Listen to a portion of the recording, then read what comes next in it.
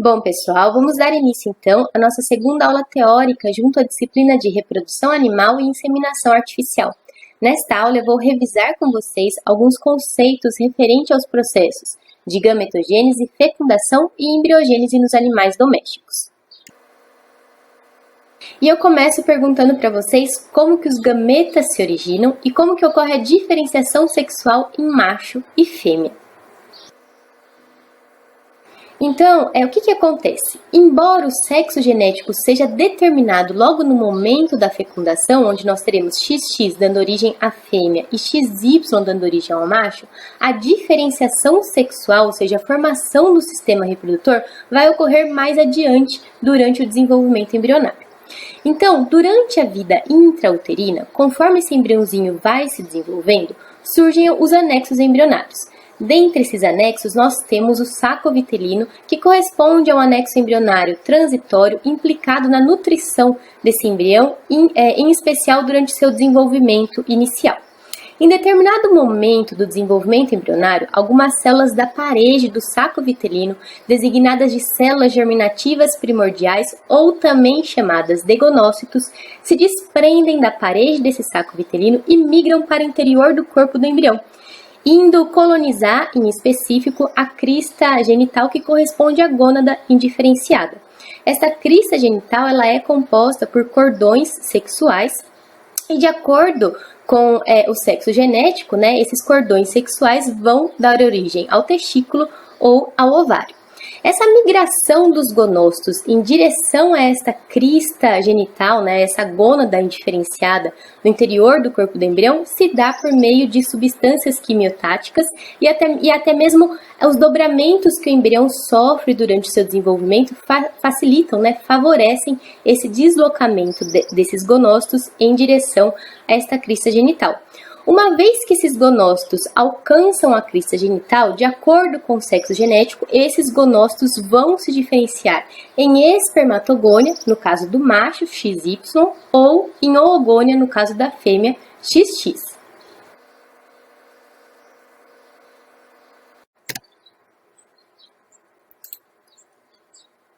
Então, aqui neste slide, nós temos uma imagem ilustrativa da região da crista genital em rosinha, onde ocorrem, então, os cordões sexuais primários. Então, são esses cordões sexuais que vão incorporar os gonócitos que se desprendem lá da parede do saco vitelino, e esses gonócitos no interior desses cordões, de acordo com o sexo genético, vão se diferenciar, então, em espermatogônia ou oogônia, e, consequentemente, esses cordões, juntamente com a crista genital, vão dar origem ao testículo, no caso do macho, ou ao ovário, no caso da fêmea. O que determina essa diferenciação, na realidade, é a expressão de determinados genes.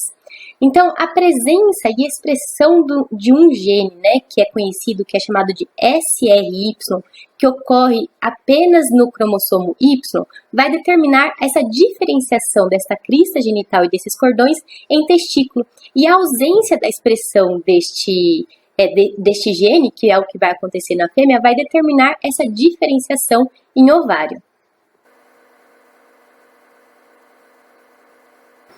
Observem ainda nesta imagem que próximo a esta região onde ocorrem os cordões sexuais primários, também é possível observar a presença de dois ductos, o ducto mesonéfrico, ou também conhecido como ducto de Wolff, e o ducto paramesonéfrico, também conhecido como ducto de Müller.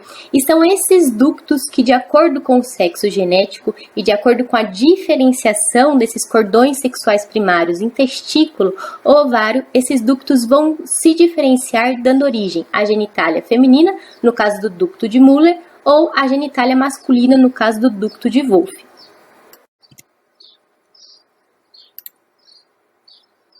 E daí o que acontece? Conforme a crista genital e os cordões sexuais primários começam a se diferenciar em testículo, no caso do macho, no caso do sexo genético XY, começam a surgir no interior do testículo algumas células precursoras das células de Sertoli e das células de Leydig. Então, essas células precursoras das células de Leydig passam a sintetizar testosterona, enquanto que as células de Sertoli passam a sintetizar um hormônio chamado de antimuleriano. Então, sob o estímulo de testosterona, os ductos mesonéficos, ou também conhecidos como ductos de Wolff, eles vão se desenvolver, enquanto que os ductos de Müller tendem a regredir devido à presença do hormônio produzido pelas células de Sertoli, designado de antimülleriano. Então, consequentemente, na presença de testosterona e também do hormônio antimülleriano, esses ductos mesonéficos ou de Wolff dão origem a todas as estruturas que vão compor a genitália masculina. Enquanto que na fêmea, como a crista genital e, consequentemente, os cordões sexuais primários dão origem aos ovários, na ausência de testosterona, os ductos de Wolff vão degenerar e na ausência do hormônio antimülleriano, os ductos de Müller vão se desenvolver, dando origem, então, às estruturas que compõem a genitália feminina.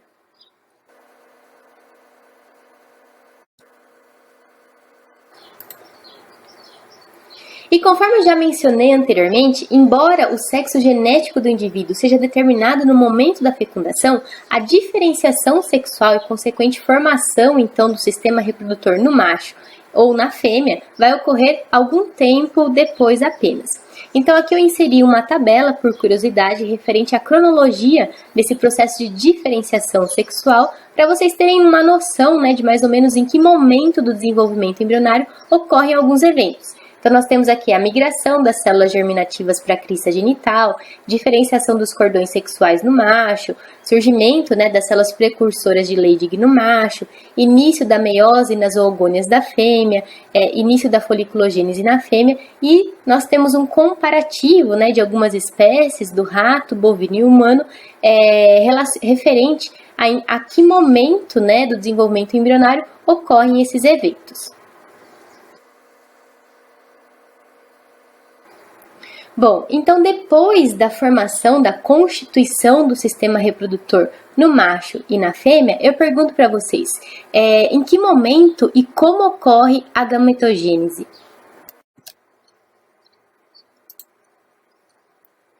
Então, a gametogênese corresponde ao processo de formação de gametas, que no macho o gameta é o espermatozoide e, consequentemente, a gametogênese masculina recebe a designação de espermatogênese, enquanto que na fêmea, o gameta a ser produzido é o oócito e, portanto, a gametogênese feminina recebe a designação de oogênese, a qual é acompanhada também pelo processo de foliculogênese, que é a formação dos folículos. Então, a partir de agora, nós conversaremos inicialmente a respeito da espermatogênese.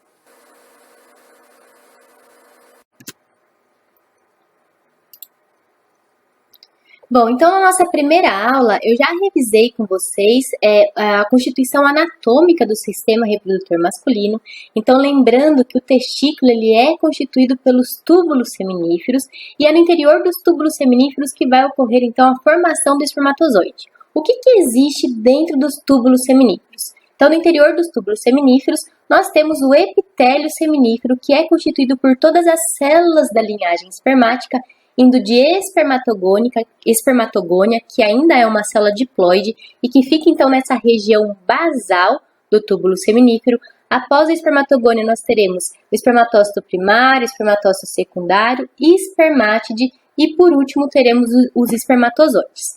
Fazendo o suporte, em termos nutricional, em termos fisiológico, dessa espermatogênese, de todas essas células que constituem a linhagem espermática, temos no interior do epitélio seminífero as células de Sertoli, que vocês podem observar que é uma célula relativamente grande, meio piramidal, que se estende desde a região basal do túbulo seminífero até o seu lúmen, E qual que é a função dessas células de Sertoli? Então, elas vão fazer, como eu já disse, todo o suporte das células que constituem a linhagem espermática. As células de Sertoli também estão implicadas na produção de um hormônio chamado inibina, que vai fazer o feedback negativo para a FSH na hipófise, que nós discutiremos melhor adiante, esse controle neuroendócrino da reprodução no macho.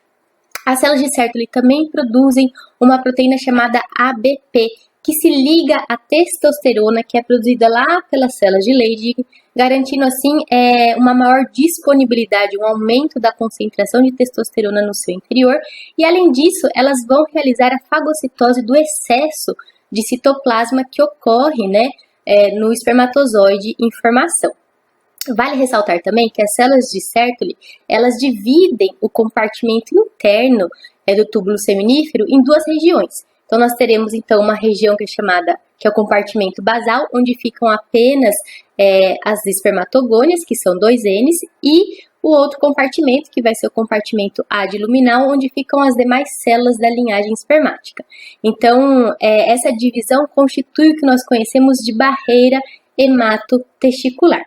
E externamente ao túbulo seminífero, temos, além de capilares sanguíneos, as células de Leydig, cuja função nada mais é do que produzir testosterona. Lembrando que parte dessa testosterona, então, cai na corrente sanguínea, indo determinar libido e características masculinas, enquanto que outra parte dessa testosterona penetra para o interior dos túbulos seminíferos, se ligando à proteína ABP produzida pelas células de Sertoli. Então, esta é a constituição básica do epitélio seminífero.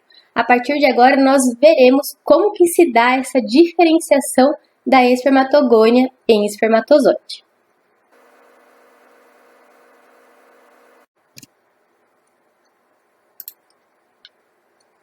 Então, gente, a espermatogênese vai ocorrer no interior dos túbulos seminíferos e trata-se, portanto, de um processo cíclico, né, a partir do qual as espermatogônias vão se diferenciar, dando origem aos espermatozoides. Então, a cada 40 a 60 dias, novas espermatogônias surgem, ou seja, as espermatogônias se renovam, dando origem a novos espermatozoides. Quando que inicia a espermatogênese? Em especial a partir da puberdade, devido à maior produção de testosterona, e o macho ele vai apresentar uma intensa produção de espermatozoide ao longo de toda a sua vida adulta até a velhice, diferentemente do que vai acontecer na fêmea.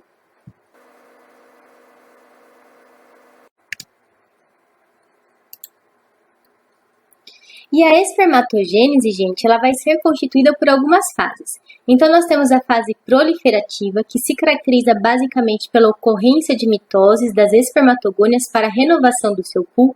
Algumas dessas espermatogônias se diferenciam em espermatócitos primários e iniciam a meiose 1, a primeira divisão meiótica, constituindo assim a fase meiótica. Ao final dessa primeira meiose, esses espermatócitos primários se diferenciam então em espermatócitos secundários, que iniciam a segunda divisão meiótica, e ao completá-la, esses espermatócitos secundários vão ser designados de espermátides, agora células haploide. Essas espermátides, por sua vez, ainda são células arredondadas e elas precisam sofrer um processo chamado de espermiogênese, ou também conhecida como a fase da diferenciação ou fase espermiogênica, para que essas espermátides se transformem em espermatozoides. E depois nós temos a espermiação, que corresponde à liberação dos espermatozoides que estão grudados, digamos assim, às células de Sertoli, é a sua liberação para a luz do túbulo seminífero, para que eles possam ser varridos para os demais ductos que constituem o sistema reprodutor masculino. Então, a partir de agora, eu vou apresentar rapidamente para vocês alguns detalhes referentes a cada uma dessas fases da espermatogênese. A começar então pela fase proliferativa, que se caracteriza basicamente pela ocorrência de mitoses para renovação e manutenção do pool de espermatogônias, que ocorre lá no compartimento basal dos túbulos seminíferos. Então, essa fase proliferativa ela vai iniciar a partir da puberdade, devido à produção de testosterona, e vai se manter ao longo de toda a vida do animal até a velhice. Então, no compartimento basal, existem as espermatogônias tipo A, que são células diploide 2Ns, elas sofrem constantemente mitose para renovar o seu pool, manter o seu pool e se renovar, e em determinado momento, devido a determinados estímulos, algumas dessas espermatogônias tipo A se diferenciam em espermatogônias intermediárias, e estas, por sua vez, vão se diferenciar em espermatogônias tipo B, que ainda são 2Ns. Essas espermatogônias tipo B, então, que terão potencial para iniciar a primeira fase da meiose, constituindo o que nós chamamos de espermatócito primário. O espermatócito primário ainda é uma célula diploide 2Ns, ele inicia a meiose 1 e migra, então, ele passa do compartimento basal para o compartimento adiluminal.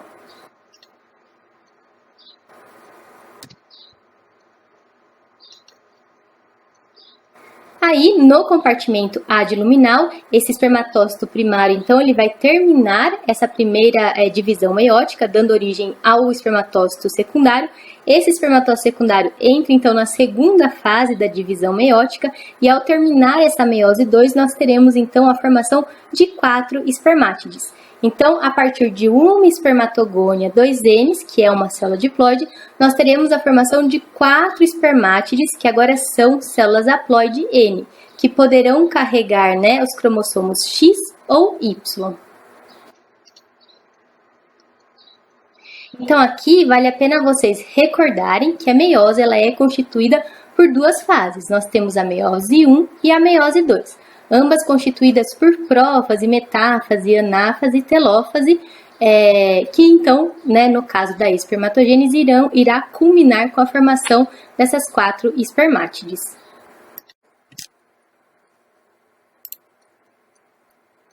E notem o seguinte, a espermátide ainda é uma célula arredondada que apresenta um núcleo bem grande, certo? Então, ela é morfologicamente muito diferente do espermatozoide. Então, logo após que a espermátide ela é formada, ela na realidade precisa passar por alterações morfológicas para adquirir cara, digamos assim, de um espermatozoide. Esse processo de diferenciação da espermátide em espermatozoide corresponde à espermiogênese. Envolve a condensação da cromatina no interior do núcleo, a formação do acrossomo na região cranial, né, cranialmente ao núcleo, na cabeça do espermatozoide. O que é esse acrossomo? É uma vesícula digestiva produzida a partir do complexo de Golgi, que contém enzima digestiva no seu interior e está implicada na digestão da zona pelúcida no momento da fecundação. Essa espermátide também vai ter que perder muito citoplasma, esse excesso de citoplasma vai ser fagocitado pelas células de Sertoli, vai ocorrer a formação do flagelo, que é constituído basicamente por microtúbulos, e redução e reorganização das organelas. E deste modo, é por meio deste processo que as espermátides, então, se transformam em espermatozoides.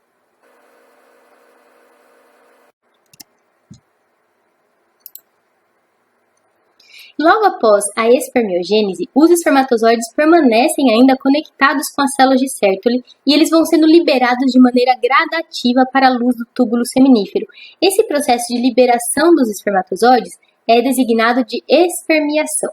E o que acontece é o seguinte: quando o espermatozoide se destaca das células de Sertoli, ele leva consigo um excesso de citoplasma que fica preso na região proximal, entre cabeça e a peça intermediária do espermatozoide, que é rica em mitocôndrias.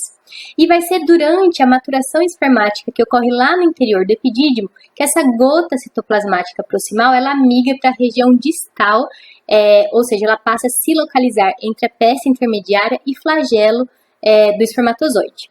E daí eu pergunto para vocês, qual que é a implicação prática disso? Se eu coleto um ejaculado de um macho e observo que existe uma grande concentração de espermatozoides com gota citoplasmática proximal, o que isso me diz? Bom, isso indica que a maturação espermática nesse macho não está ocorrendo de maneira eficiente. Muito provavelmente porque não está sendo respeitado o intervalo entre coleta de sêmen para este macho, tá? Então, quando o macho ele é coletado com uma alta frequência, sem respeitar um período de repouso, isso faz com que a passagem do espermatozoide pelo epidídimo seja muito rápida e ele não consegue completar a maturação espermática. E isso vai ter uma implicação direta no potencial fecundante desse espermatozoide, tá? Porque a maturação espermática ela envolve alterações bioquímicas e ultraestruturais que vão conferir a esse espermatozoide motilidade e potencial fecundante. Porque vocês têm que lembrar que o espermatozoide recém-formado lá no final da espermiogênese, ele ainda é imaturo, ou seja, ele não é móvel e nem tem competência, né, potencial para realizar a fecundação. Ele vai adquirir essas habilidades durante a maturação espermática. Então, a presença de uma grande quantidade de espermatozoides com gota citoplasmática proximal me indica que esse animal está sendo esgotado, né? Está sendo realizada a coleta de sêmen nesse macho numa alta frequência, não dando tempo suficiente para a maturação espermática se completar. Já a presença da gota citoplasmática distal, ela não é tão importante.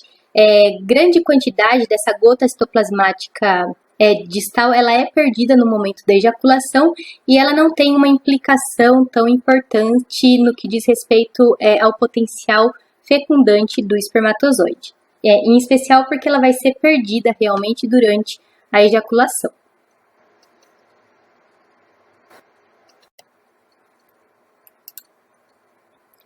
Então, na maioria das espécies, os espermatozoides vão ser constituídos por uma cabeça, uma peça intermediária e a cauda.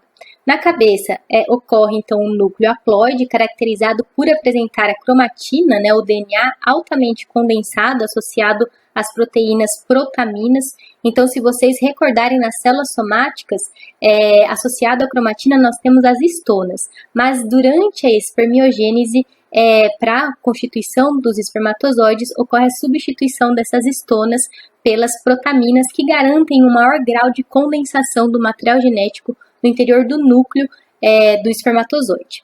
É importante que o espermatozoide apresente a cromatina altamente condensada para que ela ocupe o menor volume possível no interior da cabeça dos espermatozoides, uma vez que esse tipo celular ele precisa apresentar mobilidade para conseguir alcançar o local da fecundação na ampola do oviduto do sistema reprodutor feminino.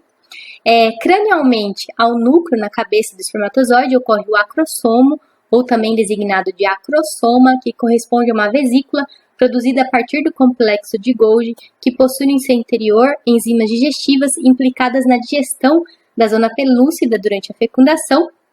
Caudalmente à cabeça ocorre a peça intermediária, onde é constituída basicamente por mitocôndrias implicadas na produção de energia, ATP, para sustentar o batimento flagelar, e a cauda, que nada mais é do que um flagelo constituído por microtúbulos associados a outras proteínas, constituindo uma estrutura conhecida como axonema.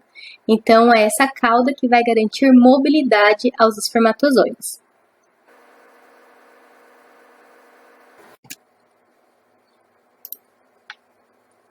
Então, com relação à constituição, o espermatozoide ele é muito similar entre a maioria das espécies. Contudo, existem distinções, diferenças morfológicas. Então, conforme vocês podem observar nas imagens ilustrativas que constam neste slide, o espermatozoide dos ruminantes, dos equinos, do coelho, do cão e do gato vai apresentar uma cabeça com formato variando entre ovalada e arredondada.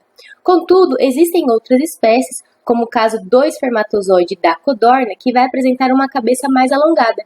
E, por exemplo, no camundongo, no rato, a cabeça do espermatozoide ela tem um formato de foice. Então, existem essas variações anatômicas em termos morfológicos, em termos visuais.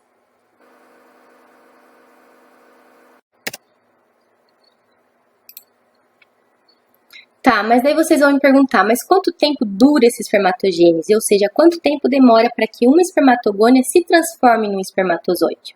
Bom, nós já vimos anteriormente que na fase proliferativa, as espermatogônias estão sempre se renovando por meio de mitoses. E de tempos em tempos, algumas dessas espermatogônias sofrem uma diferenciação, se transformando em intermediárias e tipo B, que darão continuidade à espermatogênese. Esse intervalo de tempo para a diferenciação das espermatogônias é conhecido como ciclo espermatogênico e ele vai durar em média em torno de 8 a 15 dias para a maioria das espécies. Então, nos suínos, esse ciclo espermatogênico dura em média 8 dias, no humano 16 dias, nos ovinos 10 dias, no touro 14 dias, no equino 12 dias, no rato camundongo em torno de 9 a 10 dias. Tá ok, mas então quanto tempo dura a espermatogênese? A espermatogênese ela vai durar em torno de 4 a 5 vezes a duração do ciclo espermatogênico. Então aqui eu já fiz o cálculo para vocês e apresento neste quadro a duração média da espermatogênese nessas diferentes espécies. Tá, mas daí eu pergunto, qual que é a implicação prática disso? Então, conhecendo a duração da espermatogênese, ou seja, sabendo o tempo que a espermatogônia leva para sair de espermatogônia e se transformar em espermatozoide, eu sei que se eu tenho um animal que é submetido a uma situação de estresse hoje, que apresenta um distúrbio reversível nesse testículo hoje, eu sei que todas as células da linhagem espermática estarão sendo comprometidas. Então, a qualidade do ejaculado desse animal, ela vai estar alterada, né? Ele vai apresentar alterações morfológicas, vai ser um ejaculado de baixa qualidade ao longo de todo esse tempo de duração da espermatogênese, tá ok? Então, vamos supor, no caso do bovino, tá? Vamos colocar que a espermatogênese dura em média ali 60 dias. Se esse touro, ele sofre um estresse hoje, durante 60 dias eu vou ver um ejaculado de uma pior qualidade. Vamos tentar observar esse cenário de outro ângulo. Vamos supor que eu não conheço o histórico desse touro, eu coleto, né, o sêmen dele hoje e vejo que o ejaculado apresenta realmente muita alteração morfológica, é um ejaculado de baixa qualidade. Então é importante eu ir avaliar o histórico desse reprodutor para ver se 30, 40, 50, se há 60 dias atrás ele sofreu algum estresse, ele foi submetido a algum trauma, alguma condição que pode ter afetado a condição desse ejaculado. E é importante daí eu também refazer essa avaliação em intervalos de 30 a 60 dias. No touro, por exemplo, como a espermatogênese demora em torno de 60 dias para se completar, muito provavelmente após 60 dias, né, considerando que se eu sei que hoje o animal foi submetido a uma condição de estresse hoje, eu sei que daqui 60 dias eu posso possivelmente ter um ejaculado de uma melhor qualidade, tá ok? É por isso que o exame andrológico, o que é o exame andrológico? O exame andrológico é um exame que envolve inúmeras avaliações para avaliação clínica e reprodutiva do reprodutor, para verificar se esse reprodutor realmente está apto ou não à reprodução. Então, esse exame andrológico, quando o resultado no exame andrológico ele é reservado, é importante que ele seja repetido no intervalo de 30 a 60 dias, justamente para rever essa qualidade de ejaculado, uma vez que às vezes o animal passou por uma situação de estresse que comprometeu o ejaculado dele naquele momento, mas que não necessariamente é uma condição que se perpetua. Então, às vezes, isso evita que você dê um laudo que um animal que é um bom reprodutor não está apto à reprodução quando trata-se apenas de um evento momentâneo. Por isso a importância de se conhecer a duração, esse tempo de duração da espermatogênese.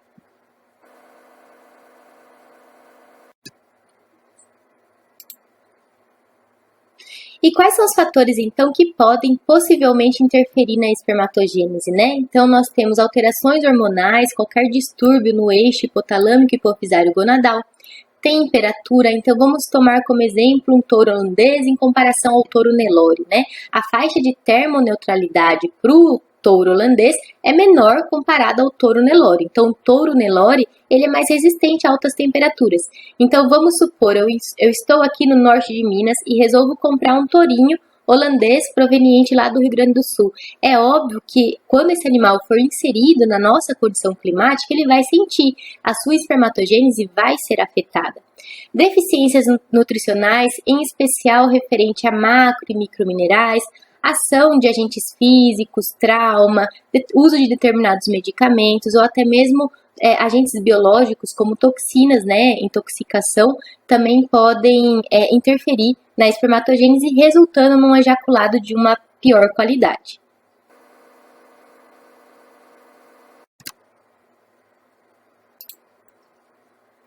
E esses fatores interferentes podem resultar em alterações morfológicas, patologias espermáticas que vão impactar diretamente na motilidade e potencial fecundante desse espermatozoide. Eu não vou entrar no mérito de todas as patologias espermáticas. Essas alterações morfológicas elas podem ser classificadas como defeitos maiores ou menores, de acordo com o seu grau de impacto na fertilidade do reprodutor. Então, os defeitos maiores envolvem todas aquelas alterações morfológicas que causam maior prejuízo ao potencial fecundante daquele ejaculado, enquanto que os defeitos menores são aqueles defeitos com menor importância. E ambos envolvem alterações na cabeça, peça intermediária e também na cauda do espermatozoide. Então, na cabeça nós podemos ter uma cabeça pequena, uma cabeça maior do que o esperado e achatada, cabeça destacada, dupla cabeça. Na peça intermediária pode ocorrer a gota citoplasmática proximal, distal. Na cauda pode ocorrer o destacamento da cauda, cauda fortemente dobrada. O mesmo espermatozoide pode apresentar duas caudas. Então, são inúmeras as alterações morfológicas que podem ocorrer. Então aqui é um quadro, né, apenas uma imagem ilustrativa para vocês terem noção de alguma das patologias espermáticas. E aqui mais uma imagem evidenciando em especial alterações na região da cauda, né, do flagelo do espermatozoide.